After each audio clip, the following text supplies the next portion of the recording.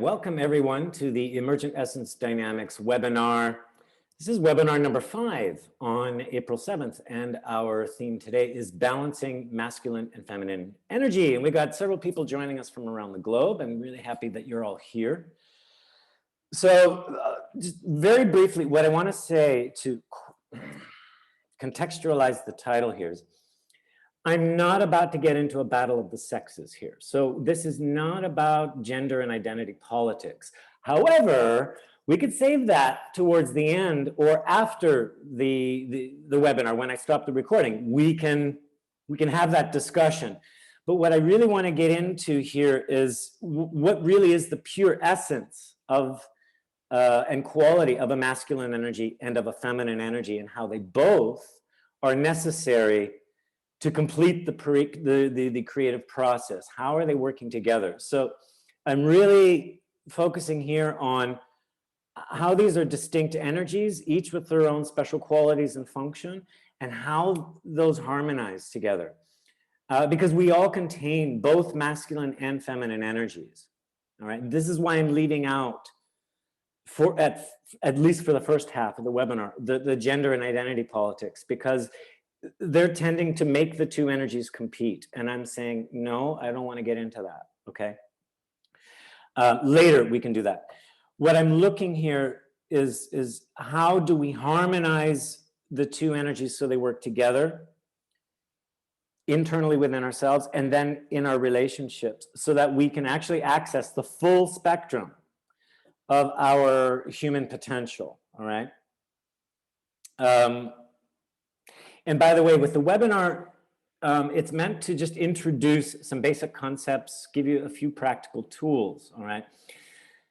But these themes and concepts are interwoven into our training seminars, which take you into far more depth, and that's where you get the in-depth skills, the practice, and how to really apply these concepts into life and into your professional work. So I don't mind going deep in the webinar, but the point is like, how do you really apply this? That's what you get in the training courses. The webinars are meant to introduce you to this, and for us to have a great interaction and debate around, you know, what does this all do for us? What does it mean for us? You know, what is it to be both masculine and feminine, just on a pure essence level? Just does that bring up any comments or questions, or what initially attracted you to come here today? I'd love to hear a little bit from you on your thoughts here, just initial thoughts, and then we'll dive in. Anything from anyone out there? Yeah, go ahead, Brigitte. So I was just intrigued by, yesterday I was passing by Facebook and I saw your invite, didn't see it before. So, and I said, oh, it's Troy. And yeah. I love what I learned from you. And I'm having quite now a real issue on masculine and feminine. So I was intrigued by that, and not about politics, it's about individual growth. Yes, yeah. And this is where I want to keep it focused, is the individual growth. And where we can clean that up, then it'll affect how we think of the politics. And then it'll affect the politics we're seeing in the world right now, because it's all over the place. There is gender and identity battles everywhere, okay? And it's getting very aggravated. And I think people are misunderstanding both energies, all right? And they're picking sides. And it's really not meant to be that way, okay? They're both meant to harmonize together. So anyone else? Or is it all good? You can give me a thumbs up visually or whatever if it's good to go. Okay, good, great. So what I also wanted to say was, just speaking of the course's quick announcement, we're doing a training seminar on April 9th to 11th. All of you that are attending, I'm going to give you an invite to join. I know it's last minute. It's a whole 3-day weekend, you know, whether you can or can't. But this is our last offering of Module 1, Revealing Essence, for the spring. And then you'd have to wait until the fall. And this is where we give you the foundations of resilience and relationship dynamics, how to work with fractal patterns. It does include a bit of what we're talking about today, balancing masculine and feminine qualities. The other thing I wanted to say was, I touched on this before in our December webinar. This was webinar number 25 of 2020, and it's called Applying the 7 Hermetic Principles. And one of the principles is about masculine and feminine energies. So I touched on it a bit there, and here I wanted to expand on it. So that might interest you to go to the YouTube channel at EE Dynamics, or Emergent Essence Dynamics, you can search for it directly, and watch the December webinar, webinar number 25, Applying the 7 Hermetic Principles. If you're watching this recording, then you're obviously already on the YouTube channel. So without further ado, here's what we're covering today. We're going to go through a overview of the unique qualities of masculine, feminine energy, their function and distinctions. And then we're going to look at how they work together to fulfill the creative process, all right? And they are working in polarity with each other. They are opposites that are complementary and the opposites that complete each other. And I really want to focus on some simple ways to harmonize our own internal energies, our own masculine and feminine energies, so that we can increase our own power, creativity, and autonomy. If we favor one over the other, we're denying kind of like a certain aspect of our own power, a certain aspect of our creativity, a certain aspect of our resilience and autonomy. So it's about embracing both and how do both come into balance with each other. Then also we can talk about how those various energies can compete or block each other or overpower each other. What are some symptoms of that? And then some tips for rebalancing. Okay. So that we'll get into that part more in the second half. The first half is let's define the two energies. All right. And briefly, for those that haven't been here before, what is EED and what does it do? Well, it's really just a map. It's a model that maps the fundamental process of human transformation on a dynamic level. That consists of a lot, like we go through transformational patterns and cycles. And so this is what we're really looking at. What are the patterns and cycles that we're going through? And this is highly applicable for coaching, leadership, or facilitation, training, mediation, conflict work, everything, right? Because it's all about human dynamics. So there's 3 things we're doing. We're creating a foundation of resilience and autonomy as the foundation for transformation. In other webinars, I've talked more at length about if we're not in a resilient state, nothing's really going to change because we end up becoming rigid and we cling. When we're in a more receptive, open, resilient state, that's where we're able to be influenced and be more fluid and dynamic with other people, with ourselves, with the world around us. Then we're looking at what are the actions and behaviors of either the individual, the group, or what's going on internally. And that's what's revealing the dynamics, the patterns, the polarities that are at work. So EED does not focus on narrative, story, or words as a primary. The primary thing is what's the action, the behavior, the energy that we're currently experiencing. Then is that congruent with the narrative or not? And we want to create congruency. Then we can start working with the natural patterns of change. And these work fractally, meaning when we find the core pattern that's going on with these behaviors and we shift it in a resilient state, then it affects everything. Everything shifts. So it actually simplifies complexity.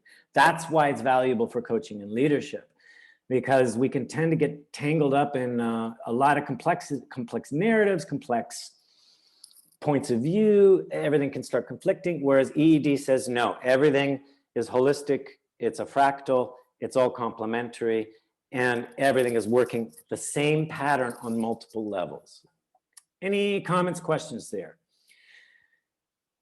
And so when we're talking masculine and feminine energy, we're looking at what is the relationship between the two and what are the dynamics that are put into play. So this is expanding a lot more on relationship dynamics.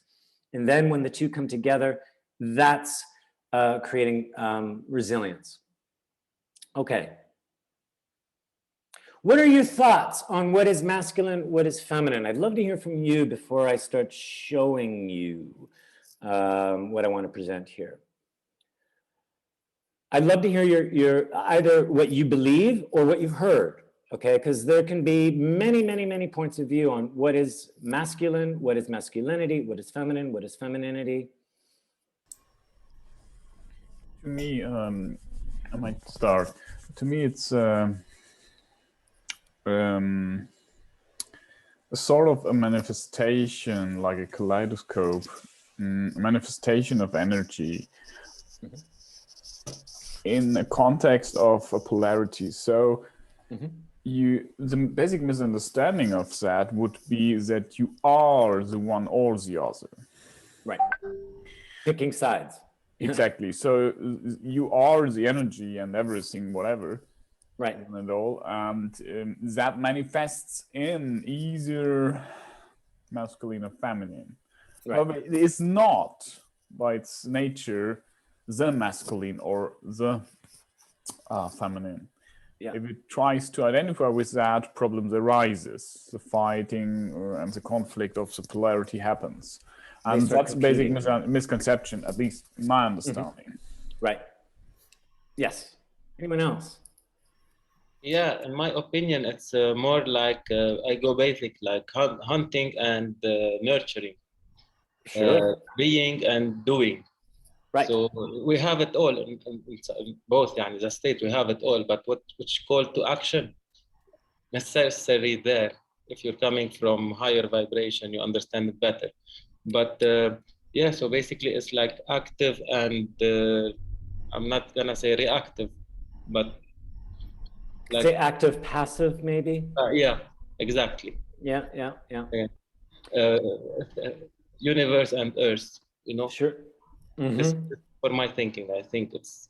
Yeah, and this is where I want to get us in line. So if we're saying like hunting, nurturing, well, what's the essence of the hunt? What's the essence of the nurturing? It's not that we're assigning things like you're the hunter and you're the nurturer, right? And then you're stuck there. Again, like referring to Benjamin's, we're going to choose a side and then make them compete. No, we're all hunters. We're all nurturers. But it's going to demand different things from us depending on what we're tapping into. And some of us will have an easier time or a harder time embracing one or the other. And then we can find how the two work together. Yeah, Brigitte, did you want to add anything? Because I saw you nodding. Oh, well, yeah, it's like cave and mammoth, or what's it called? And what's coming to my mind is that the historical point we're at is that female energy many times claims to be in the cave, taking care of the kids and being hunting also. And some male energy is doing the same, but whenever it doesn't work out, when we're getting into each other's ways, then we're claiming, well, go back to the cave, or you go now to the cave and I'm hunting. So this is the just to add on what has been said.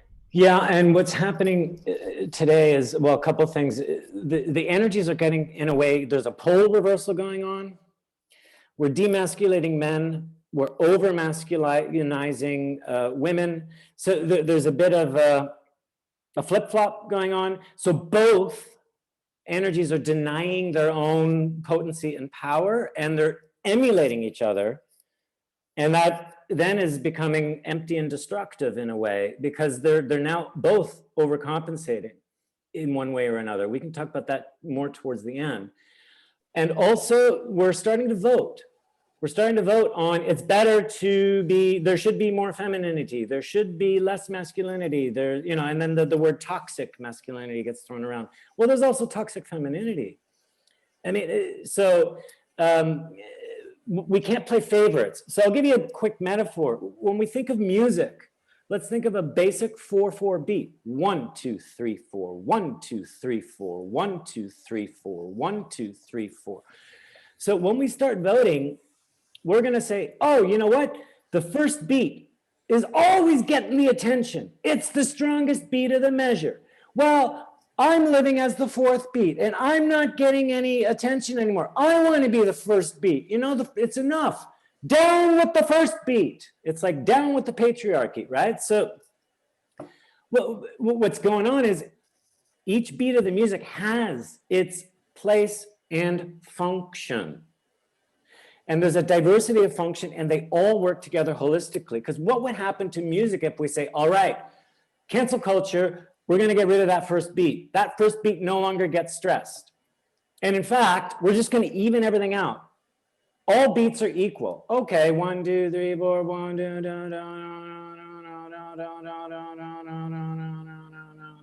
now we've lost the whole structure of music and we can't dance anymore. Do you guys understand what I'm saying?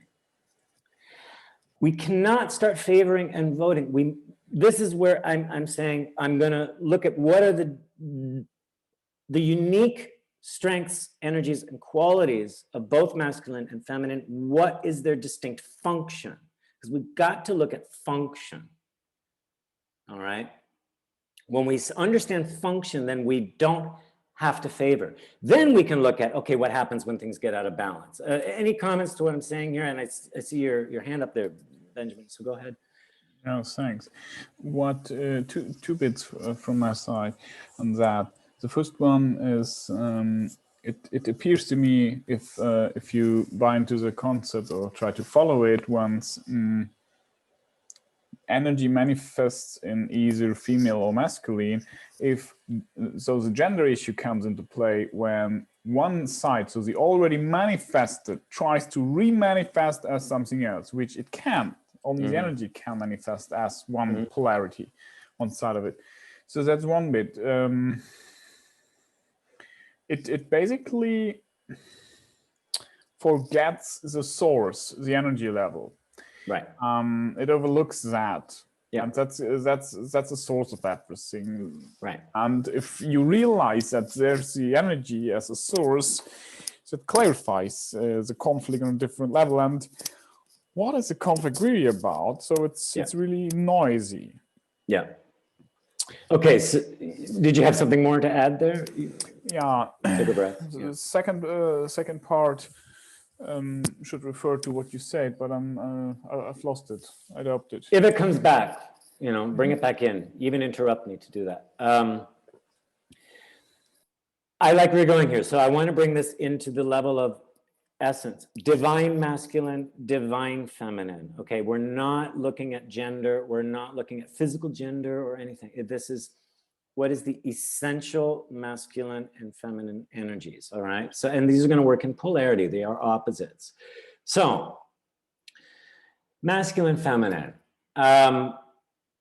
First point I'm going to say is masculine is, now you might say, oh, you're oversimplifying and generalizing. Well, yeah, I am in a way. And then let's see how they color each other. So masculine generally, it is externally oriented. Feminine, internally oriented. Masculine shoots out in straight lines. Feminine is receptive and expansive, okay? If you look at the metaphor of the physical body, this is what it's showing us, all right? We have the phallus, we have the womb, okay? External, internal, all right? With that, then masculine will be logical and strategic. It's looking at the points, the particles, all right, and it's putting it's putting all the pieces together or identifying all the pieces. The feminine mind will look at things more holistically and intuitively, all right. This I'll bring later into how that relates to the left and right side of the brain as well, where the left side is in general a more masculine orientation and the right brain is a more feminine orientation. So masculine energy, we could say it's more electric. It's generative, it's drawing everything in, it's focusing things to a point and then shooting things out in a line, like an electric spark. Whereas feminine energy is more, we'll call it magnetic. It's more radiative, expansive, all right? When we're thinking electromagnetic energy. So masculine will be drawing everything in and condensing and focusing and then spewing, whereas feminine will radiate. We think magnetism is attraction, but it's actually radiation and expansion, okay? So like I mentioned, masculine works in dots, lines, angles, all right? Whereas femininity works more in circles, curves, spirals. Just look at the body, the way the body is constructed, all right? And fashion reflects that too, or used to reflect it. Now they're crisscrossing everything in fashion. Also, so the masculine approach, let's say it's active, it's driven. Like we said, hunting, okay? In order to hunt, I need to be in action. I need to be critically thinking. I need to be logical and strategic in order to do the hunt. Whereas the feminine energy, if we're saying it's nurturing, they are more receptive, more empathetic, more relationship oriented, all right?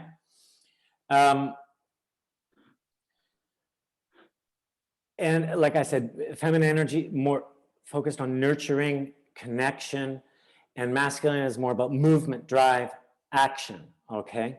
Let's see if there's another one on here. Yes, so masculine is based upon more structure and rigidity. So think of the bones, the skeleton, the foundation of something, okay? It provides the security. Then feminine adds the flow and the fluidity. What can we do around the structure? It's almost like the masculine energy is the bones of the building. Okay, the basic construction, and then the femininity comes in and fills in the gaps and decorates and enhances and embellishes. Making sense? Okay. Let's see if, yeah, that's it. So what are your thoughts here when you're seeing this all put together? Where is this bringing you? What does it spark? What are the ideas or any insights here?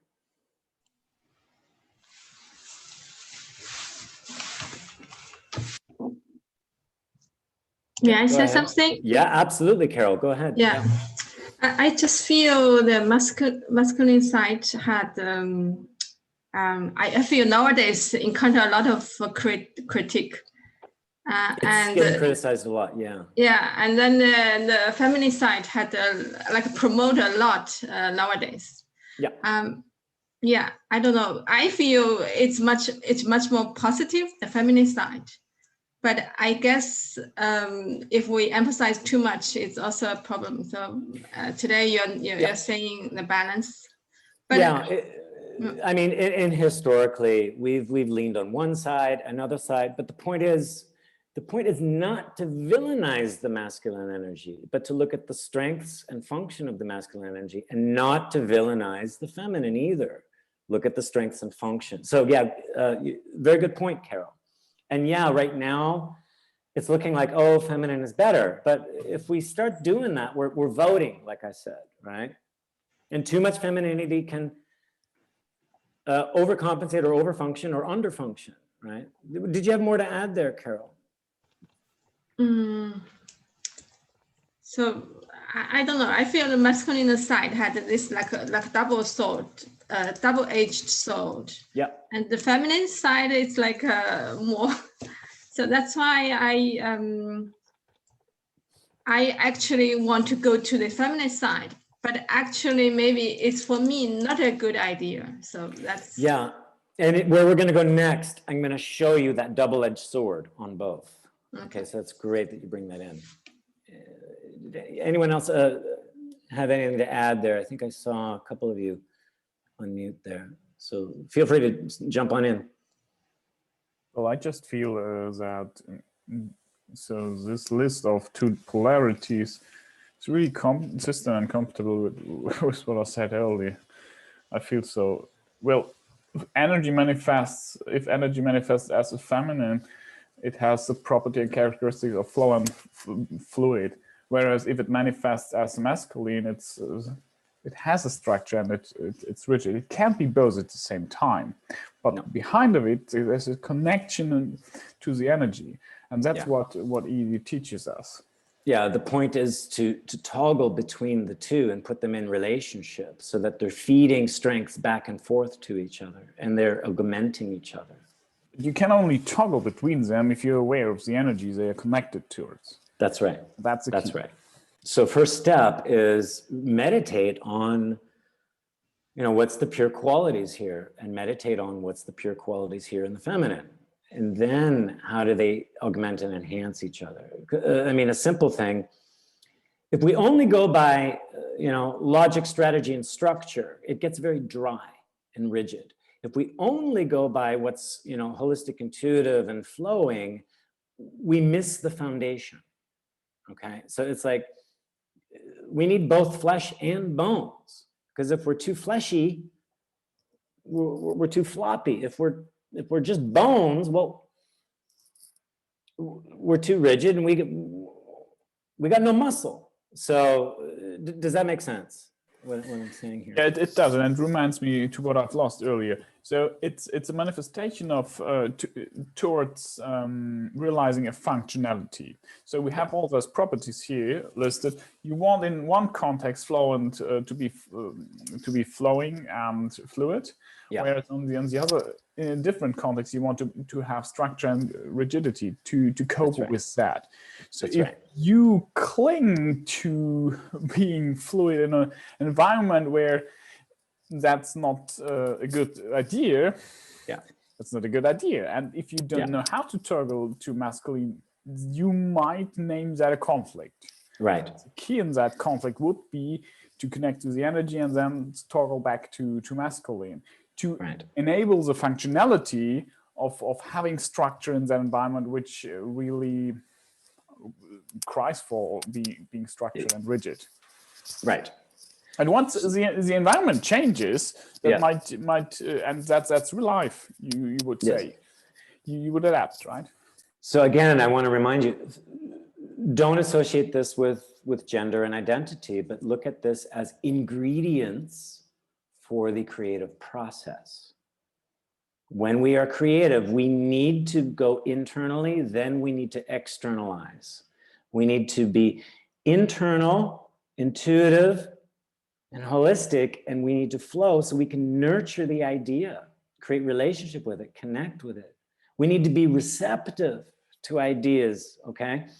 Then we need to take the idea and put it through some logic and strategy. We need to take action on the idea. We need to be critical with the idea, all right? We need some structure and strategy, in order to make the idea happen. But we also have to impregnate ourselves with the idea and give it time to gestate, right? To grow. So in the creative process, we need dots, lines, angles, circles, curves, and spirals, all right? To draw a picture, for example, okay? We need to nurture and connect to our ideas and then take action with some drive and passion, right? So both, by the way, have passion, okay? It's not that one is masculine or feminine, but the passion will function differently, okay? I wanted to just ask you, Brigitte, if you had anything to add here, because I knew you had unmuted before.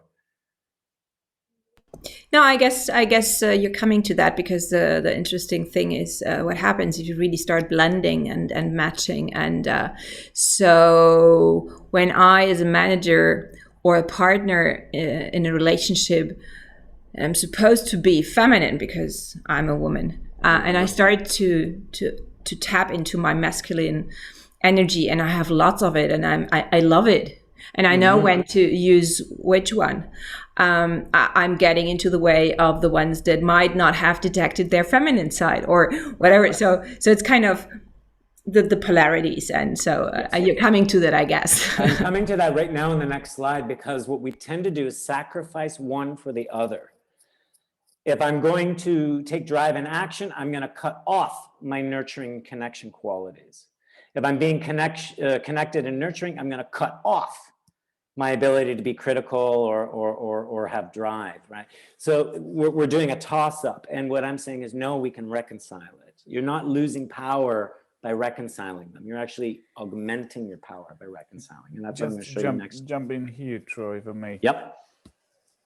What you just elaborated, so that we fear to lose the connection, the state, is not related towards just a second. It's not related towards losing the manifestation, masculine or feminine. because we lose a property. So we misattribute the energy, the quality of the energy with the attributes once we identify with them. And that only can happen, that's the point I want to highlight here, that only can happen if we are unaware that behind feminine and masculine is the very energy. That's right. We want to look at, again, the essence behind it, If we become aware, we don't care about the current manifestation. We don't need to cling to it, because losing it is not losing the energy behind it. But we assume that we would lose that if we assume it to be something like the energy, which it is not. Again, and that's why I want to stay away from the identity politics, because it's doing exactly what you're saying. It's making you make a choice. Like, oh, if I connect with my feminine energy, then I'm going to be this, that, and the other. We're going to check a box, and I have to disavow the other side and villainize it, right? And when you get to the essence, you don't have to associate it with anything, right? So very, very, very good point. And this is exactly where we need to go, is looking at where do these energies sit within our body, and how do we have competing body centers, because certain body centers have different function quality, and they will naturally be associated with masculine and feminine energy. So there's more body centers than this, but I'm just choosing these three, okay? So, which is very, very, very basic. We have our brain, we have our heart, we have our gut. All three of these are intelligence centers. They all have actually neurons and brain material, okay? That is scientifically discovered and proven. Now, let's start with the heart. The heart is more about, it's actually like here in the center of our body. It's even the most electric and radiative. It has the strongest electrical impulse. This is, in a way, our unity center, but it is relationship oriented. It's based upon connection. Now, the heart can seek, when it's disconnected from source, it can seek validation. I need love. I have to win love. It also is associated with vulnerability, because and nurturing. So it is associated with femininity. The heart center is naturally associated with femininity, all right? Because it is concerned with relationship and connection and nurturing, okay? And this back and forth, give, receive. Now, then we can look at, and in other webinars, I go into the validation games that we can play and all that when it's disconnected, and how that puts us onto polarity spins. Then we have the lower center. Think of the stomach and the gut. This is naturally associated more with masculine energy, because it has to do with drive and control, territories, maintaining security, right? It really is like, when you are the hunter, you're using your legs, your gut to go on the hunt. You're running through the land, right? So it's based upon movement, environment. It's associated with control, all right? And these are our two basic battles, is, do I choose validation, recognition, nurturing, connection, relationship, or do I choose control? Being at the top of my hierarchy, of my environment, you know, having drive and action and moving people around to manage my security, okay? In other webinars, I've talked about validation is asking the question, do I exist? Control is asking the question, how do I make sure I exist, okay?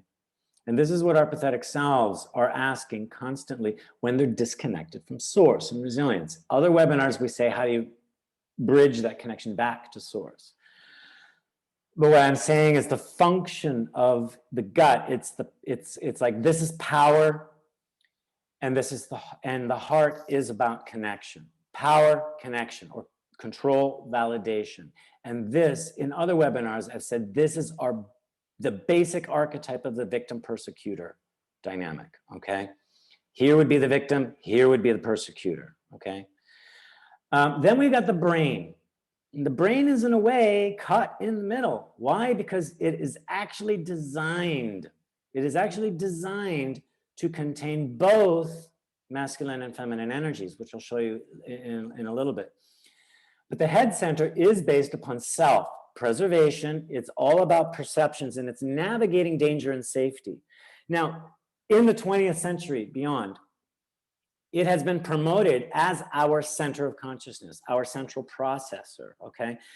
Previous eras, we actually were more heart-oriented, or we could have been more gut-oriented, okay? But the 20th century has really favored the brain.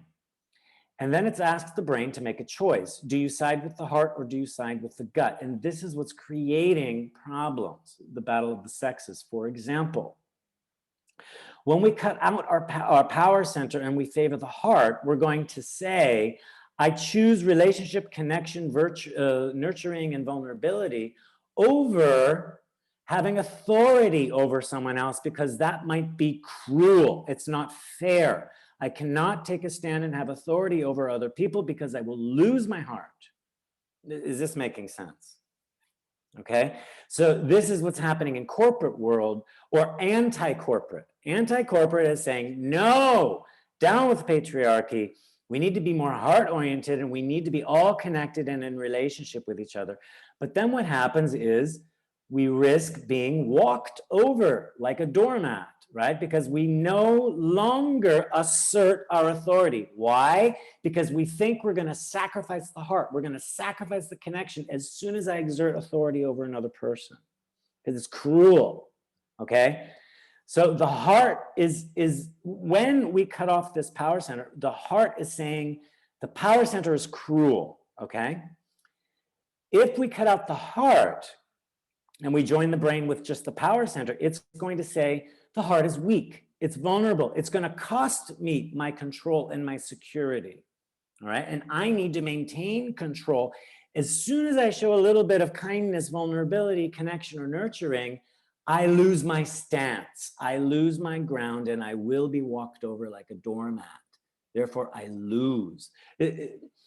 Okay, do you guys see? And I have other webinars where we discuss, well, how do you reconcile this? But what has been oversimplified is said, this is toxic masculinity, this power center, or this is weak femininity, the heart center. And we're asked to make a choice between the two. We cannot have both. And our brain is caught in the middle saying, which do I choose? Which do I choose? And the brain is saying, I just want to be safe. I just want to be safe. I just want to be safe. And then when you add on top of it, the world is a danger and we can't go anywhere because now we're all full of disease and we all have to isolate from each other. The brain doesn't know what to do or where to turn because now everything is a dangerous place to go. Thoughts?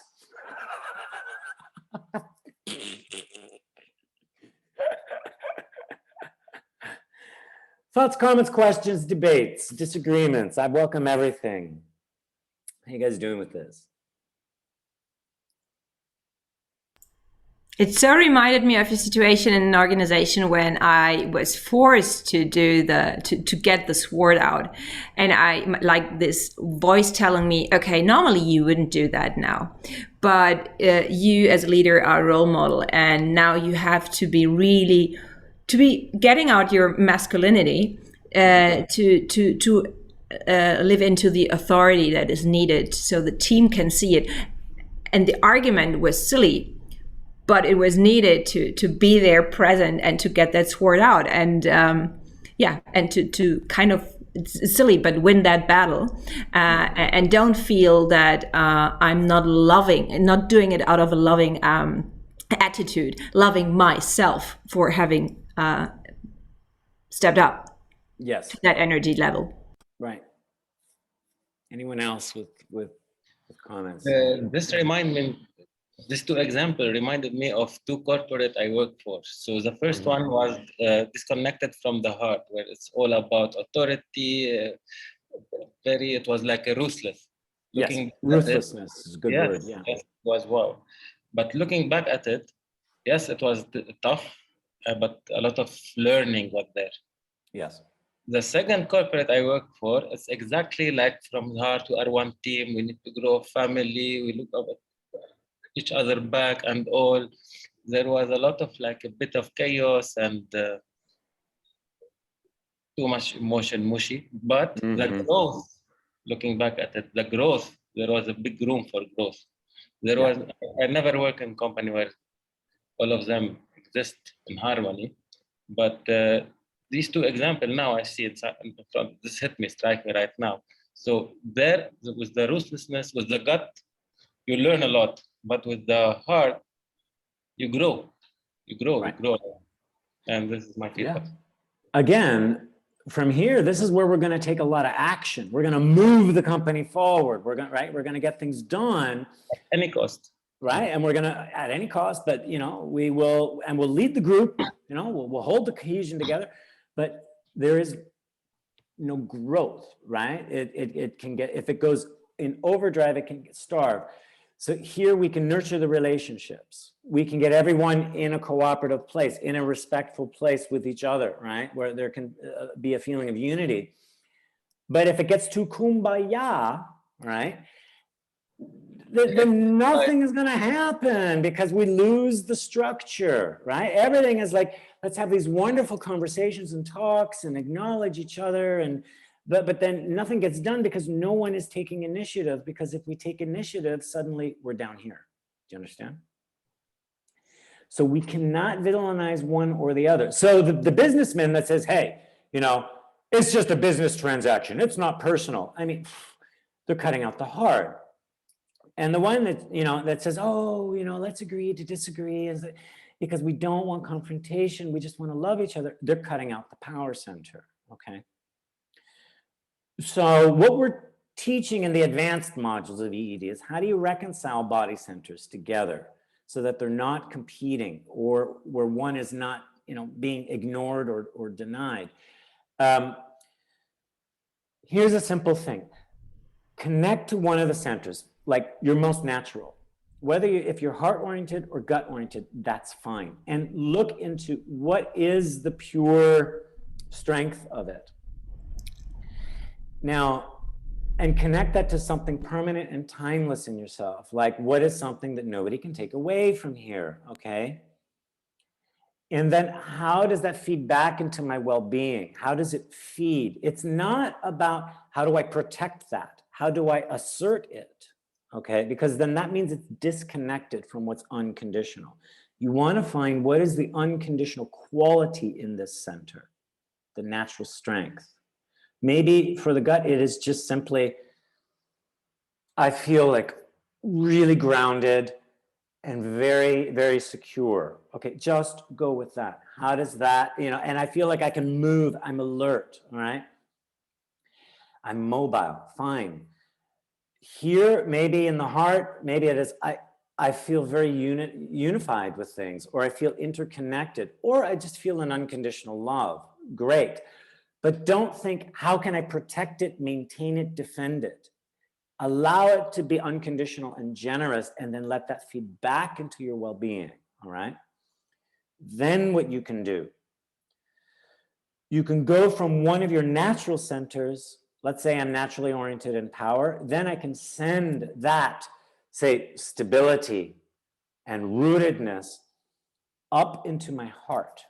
Send that strength to the heart and see how it receives it. Now, the heart might say, no, don't want it, because it's passing judgment, right? Fine. Charge up the center again, then send it up again. And maybe after 3-4 times, the heart may begin to accept. It will only accept it if it's being sent unconditionally. Okay, you do not want this power center trying to dominate the heart and say, take my energy, shove it down the throat. You do not want to do that. It's got to be from a generous, unconditional place. If it doesn't work, if the heart is saying, nope, nope, nope, not going to take it, then go to the heart and find what is that unconditional strength in the heart. Charge that up. Let it feed your well-being. Then you can send that down to the gut, okay? And see how the gut receives it. What will usually happen is the underdog will never accept the energy. So if I'm more power-oriented and I've been ignoring my heart's not going to trust the power. But it's easier for the power to accept the heart because it's been dominant all this time. It can start to take a back seat only if it's in an unconditional place, all right? So then once the heart can see, oh, the power center is accepting my energy, it starts to relax, it might take something in return. So what you really want to do is send a give and receive between the two centers. So maybe what the heart is showing is there's an openness, there's a receptivity, there's a natural acceptance of things, okay? So when the heart sends that down to the power center is saying, well, I'm stable and secure. All right, so be in an unconditionally stable and secure place. What's it like to receive that open, accepting energy? And it can start to integrate that together. And it'll say, well, actually, it's augmenting my feeling of stability. I'm now feeling even more resilient. I feel like I can afford to open, all right? And then what happens when it sends that energy back to the heart, and the heart can then say, well, actually, now I can relax and I can feed, and I'm feeling that strength from the gut. I feel actually naturally stabilized and protected. I feel like I don't have to worry about opening or closing because I know I can now depend on the gut to take care of my security. And then the gut says, you can take care of my flow, for example. And I'm using literal examples of when I work with clients, when they open these centers and work together, all right? So what you want is that each center is coming from their own strength and they're doing an exchange, a generous exchange. The heart sends its strength to the gut receives it, incorporates it, that inspires a new chemistry with its own strength. It sends that back up to the heart, okay? And you're getting this alchemical exchange between centers. They both start to relax and then they both step into their own separate functions. When these start cooperating, it gives the brain a break because then it doesn't feel like the middle sibling. Because you got brother and sister fighting and it's like, who do I turn to? It actually feels like it can relax too, because then it says, okay, I don't have to be the protector, that's the gut's function. I don't have to be relationship oriented, that's the heart's function. Now I can really be a navigator. Now I can navigate. And I can tell when there's safety or danger in relationship or in community. And I can also signal when each center needs to be activated in the name of preservation. Then we can all think creatively together. I know I lectured for a bit, so I just would love to hear from you what this brings to you or inspires or what you agree or disagree with. I'd love to hear your comments, questions here. I totally agree about the brain taking a break, because this is how burnout comes, when you overload the brain with a different functions and navigation. Yeah, I witnessed this, so I'm just... Because guess what? If you cut out the heart, guess who's going to start taking it on? The brain is going to start imitating the heart. If you cut out the gut, the brain is going to start taking that on, and it's going to start imitating the brain, and it goes into overload. I mean, the brain is imitating the gut, and it goes into overload. Yeah. I saw you nodding there, a couple of you, so feel free to... Yeah, just think of the analogy. A specific animal optimized for the environment of water, like fish, imitating a land-living animal like a cow. Yeah. That's only conflict. And it's out of environment. It's like, yeah, a fish is trying to pretend to be a cow. It's the other way around, just to make it very, very crisp, right? The picture. Yeah. And that's here just heart and brain, as Yusuf mentioned, right? Yes. So they're not made for the environment we pretend them they're made for. And conflict is just the pointer telling us, hey, just check back. Yeah. Whether it's the correct environment you're in. Right. Otherwise, and then go back to the energy through the brain, and then from the energy to the heart. That's a beautiful concept of EED, basically. Yeah. We get foundation from our power center, stability and security, and we can take action when needed. We get our relationships and connections from the heart. We create relationships.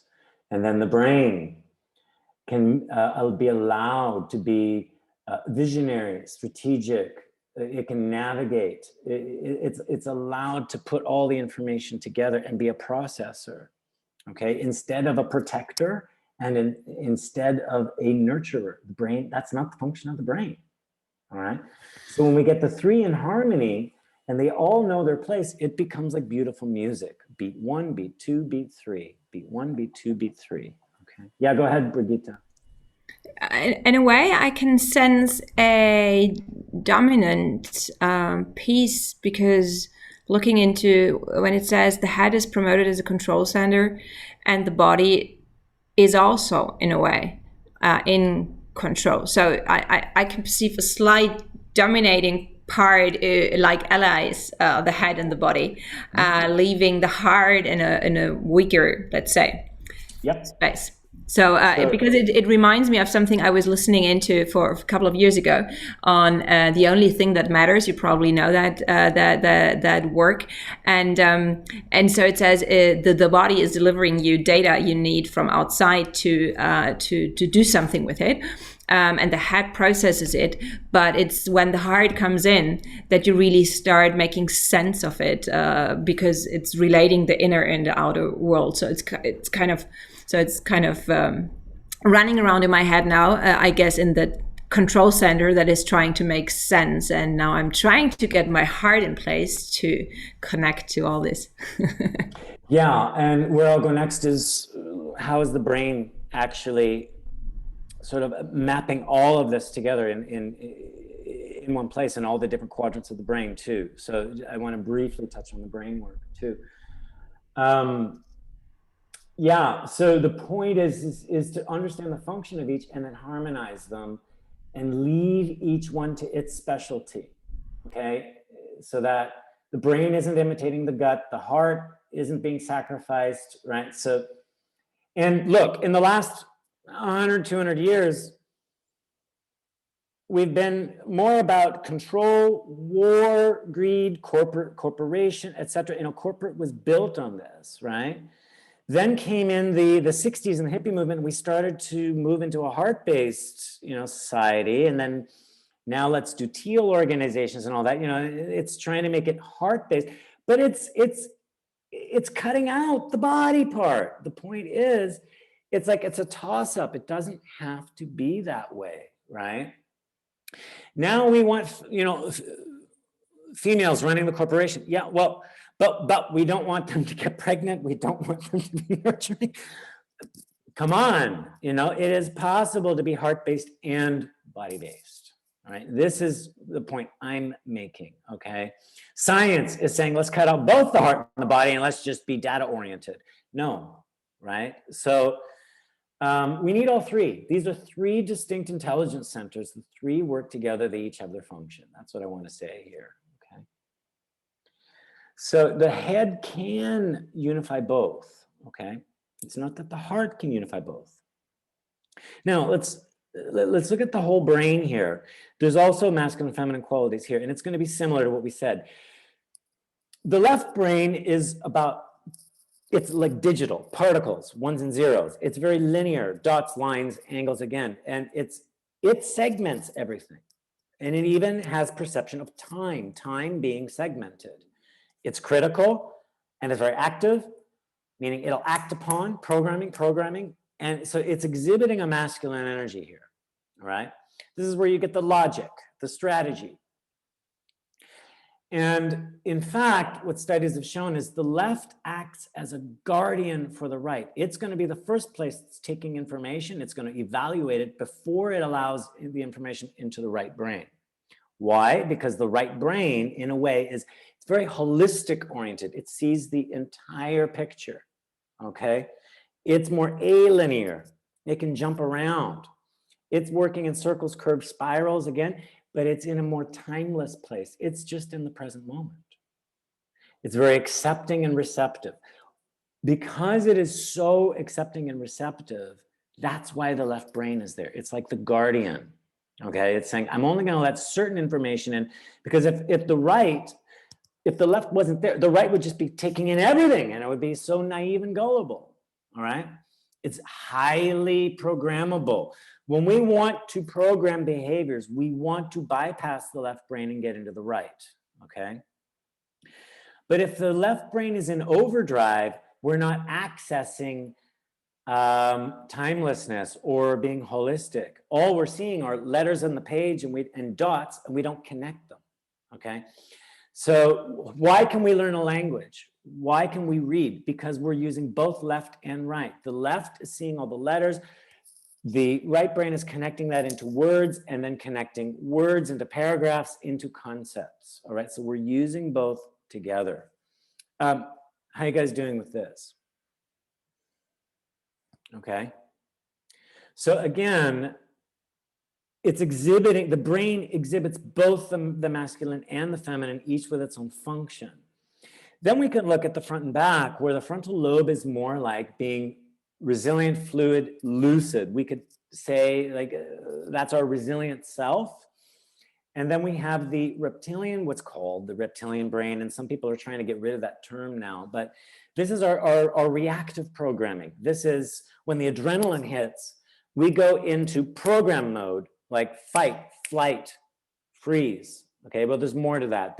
We'll fight, we'll flee, we'll cling, we'll search and escape, or we will freeze. Okay, and that's polarity work, which we work with that in module 2 a lot. I have other webinars on what is this polarity behavior.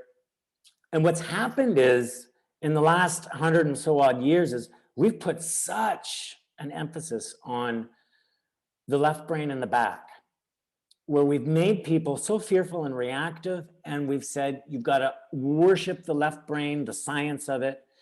And we've ignored being resilient and fluid. We've ignored the feminine qualities in our brain, all right? Then the spiritual movement, let's say the New Age movement, could start to emphasize this more, but then it's saying, no, we got to eliminate the left and the back. What EED is doing is saying all four are working together.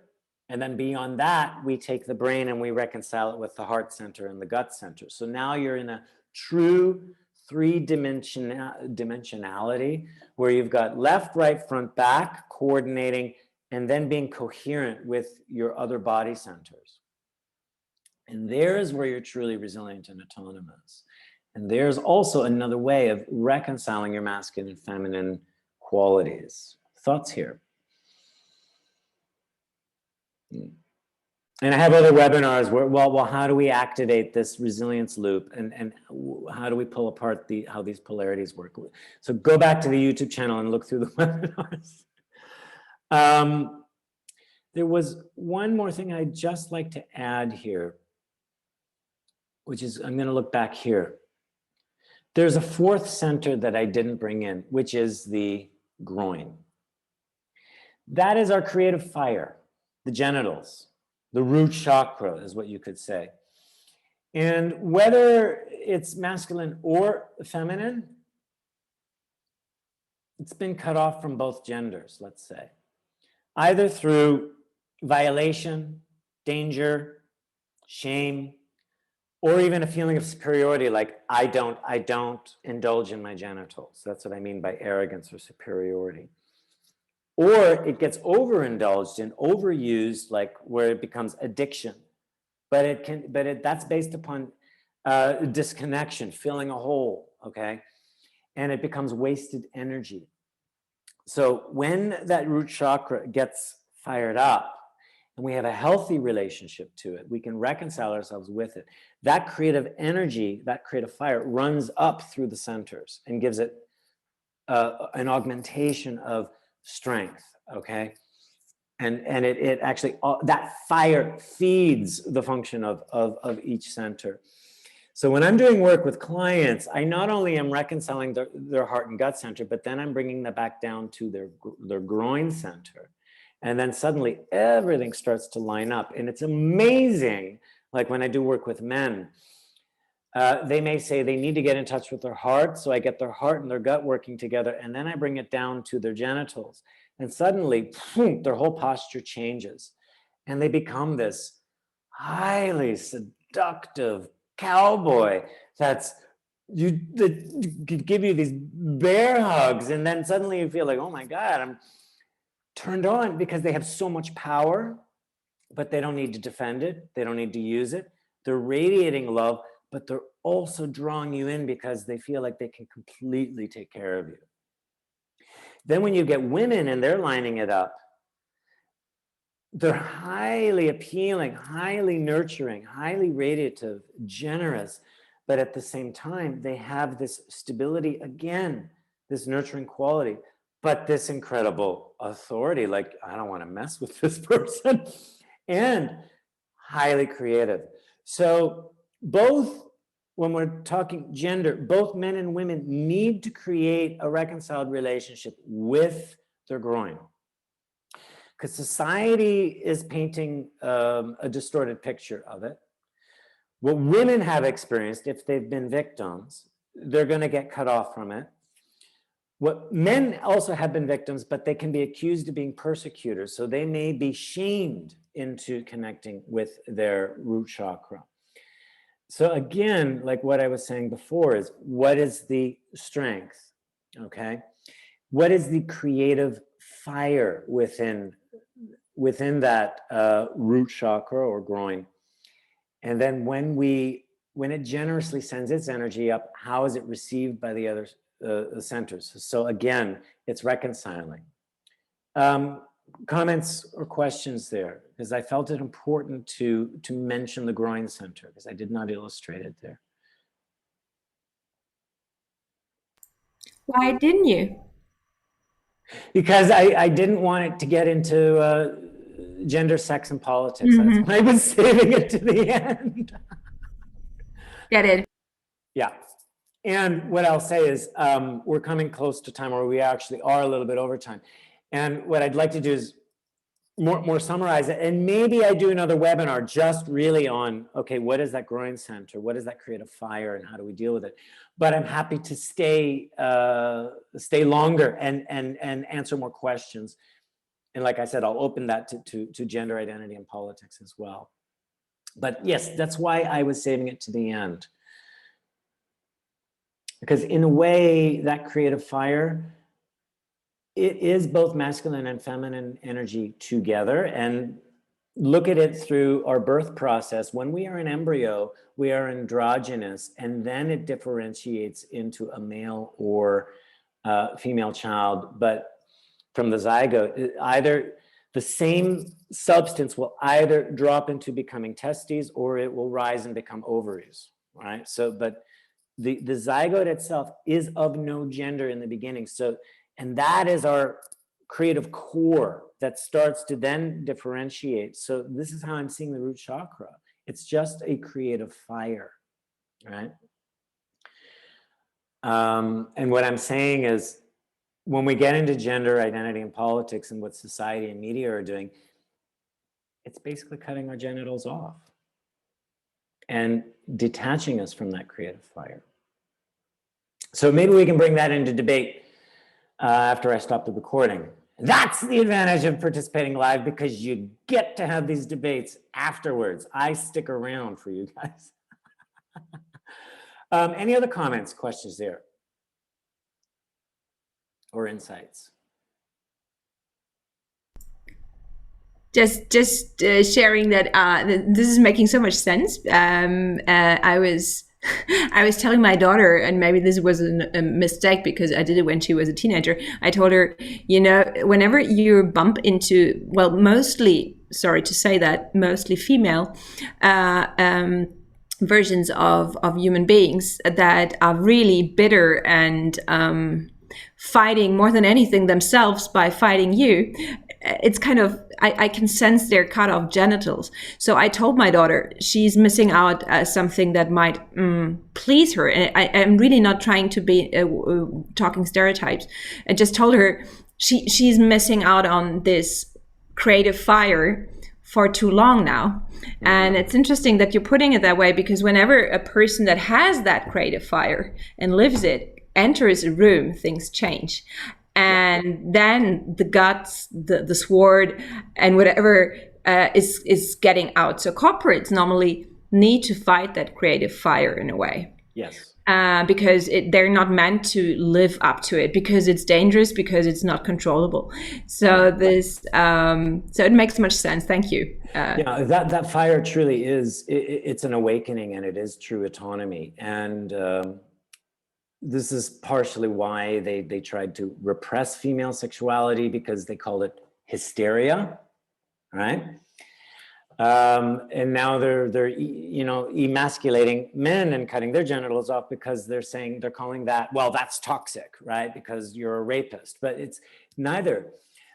We don't want to indulge in our genitals for the pleasure. What we want to do is touch into the essence of that creative fire, and in fact withhold the fire, and rather than expend it through sexual activity, because highly creative people can also be highly sexual, and they're wasting their creative energy by going and having sex. For example, a lot of athletes are not allowed to have sex before a competition because they need to rechannel and transmute that energy through the other centers so they can have the adrenaline and the strength and the focus and the concentration. It's the same with artists too. If they spend too much time indulging in the sexual pleasure, they're actually wasting the creative fire, whereas it can be rechanneled into creative endeavors. And this is not being properly taught. It's either the sexual energy is being shamed, or it's being overly promoted and indulged in, and we're losing creativity on both sides.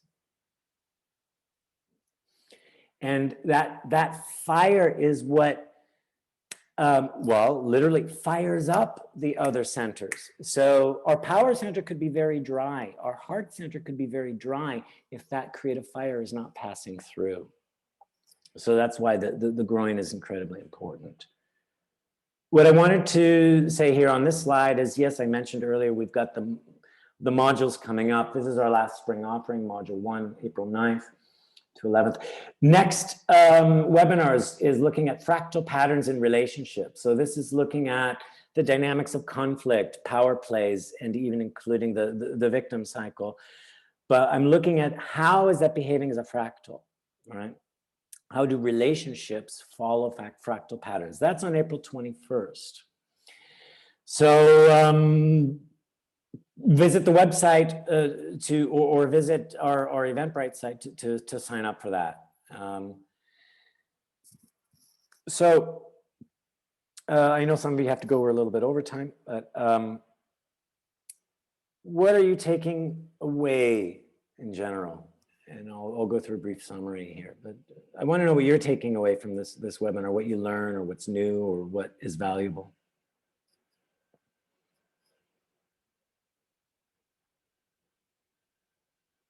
Whatever comes up. And you may have already said it, but it's just really to put a cap on everything.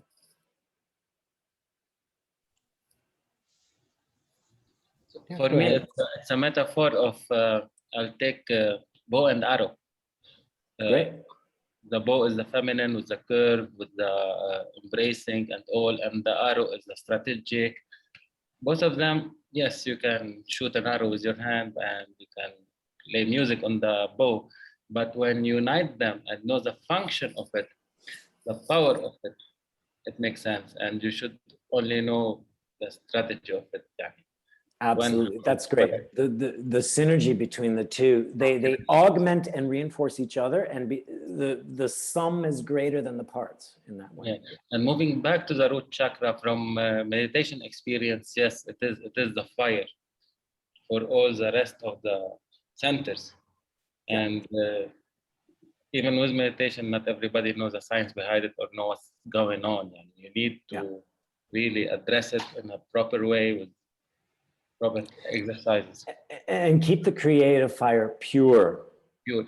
Not dirty and distorted, right? So that's why we have to work on our shame, guilt, power issues, all of that. That's why I'm recommending Reconcile these centers, then start including the lower center, because it can be very powerful, and like, well, if you want to talk Kundalini, it takes a lot of discipline to harness it and tame it, so to speak, or channel. A lifestyle.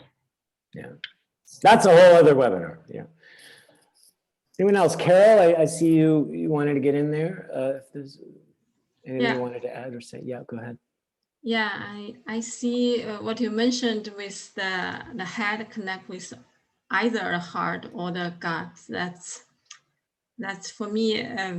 It's like polarity, and it's a loss. It's a loss. Yeah, and then in this cutoff, I feel it's really a loss and really, for me, it hurt. Like cut off either this, cut off either that. Actually, the society is yin and yang, and they are together, and they should harmonize, and otherwise, and a huge loss. And yeah. And guess where the identity lives? It's here. The identity is a conception, right? So again, when we start doing these identity politics, we're playing with the head and we're forcing it to choose either or, right? And like you're saying, it is a loss. So that's why I said, let's let go of identity for a moment and look at the pure essence of the energies. Yeah. Yeah. Great. Brigitte, did you have anything to add or say? Things are falling into place in many ways. So I'm grateful for all the impulses I'm taking. So it's Awesome. I'm taking metaphors. I'm taking the 4 power centers, and as you have not been putting it on the center stage, now it is. It's like, don't talk about a white elephant. Now I'm having the 4th, the root chakra, really present.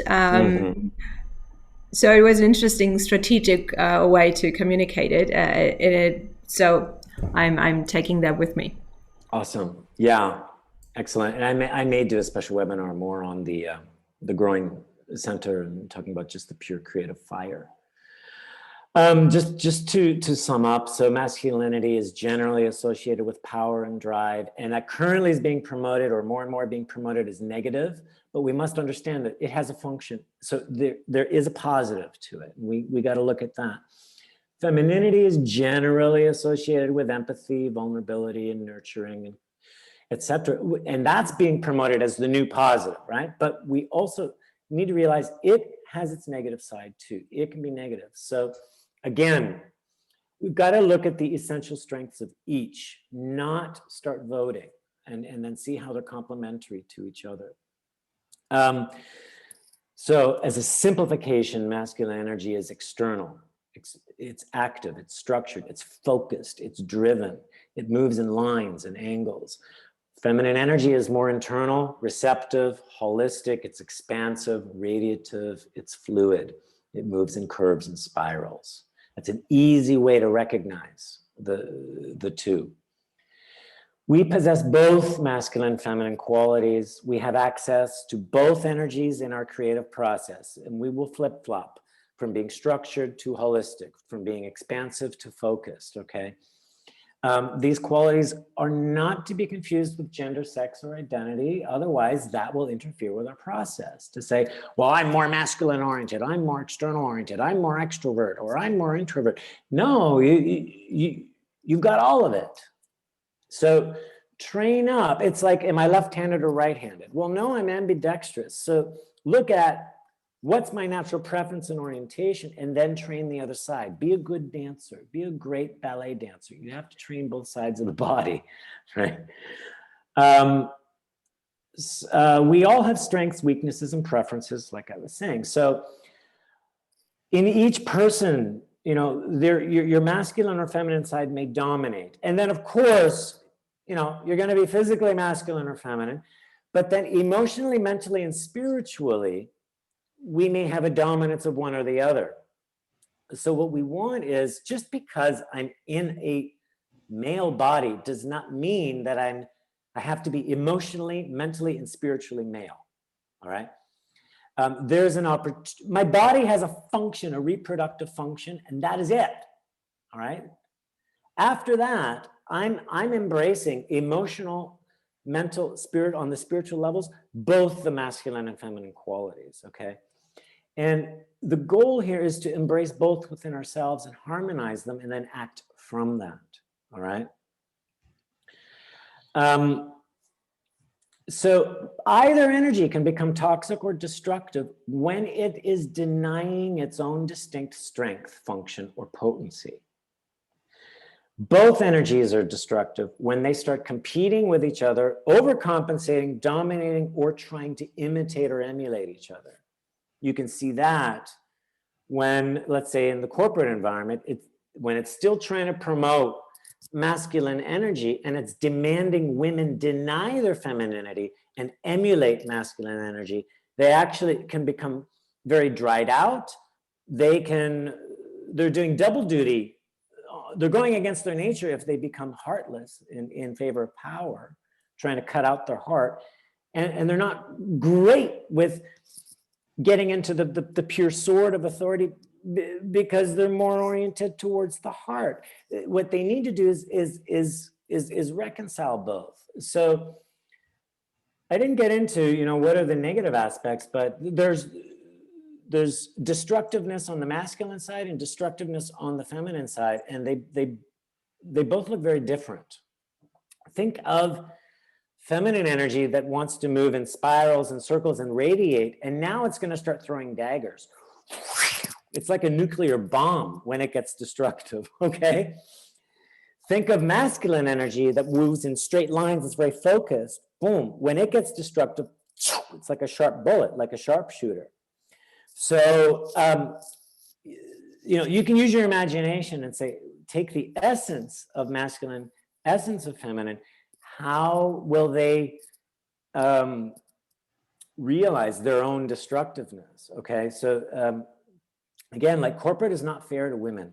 It's not fair to men either, right? Corporate needs to be rebalanced, right? And that's what I think the future of leadership is a reconciliation between these power centers. So how do we remedy that?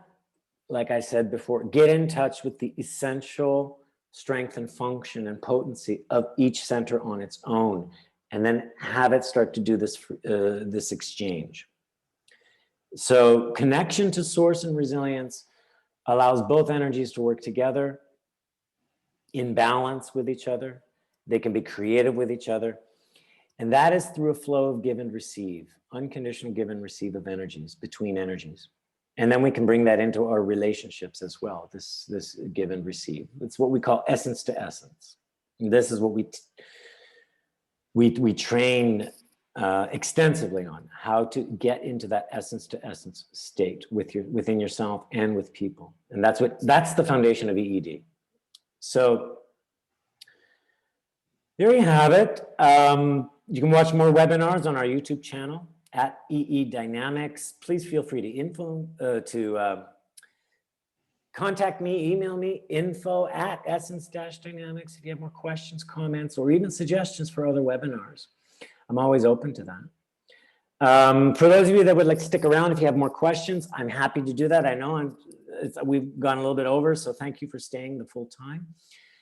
And for those of you listening to the recording, come join one of our live webinars, and we hope you've enjoyed it. And so for everyone, discover the masculine and feminine side of yourselves. You don't need to make choices and decisions based on it, but find out how you can be at the essence of both, all right? And just explore that and enjoy the flow, enjoy the structure, enjoy the exploration.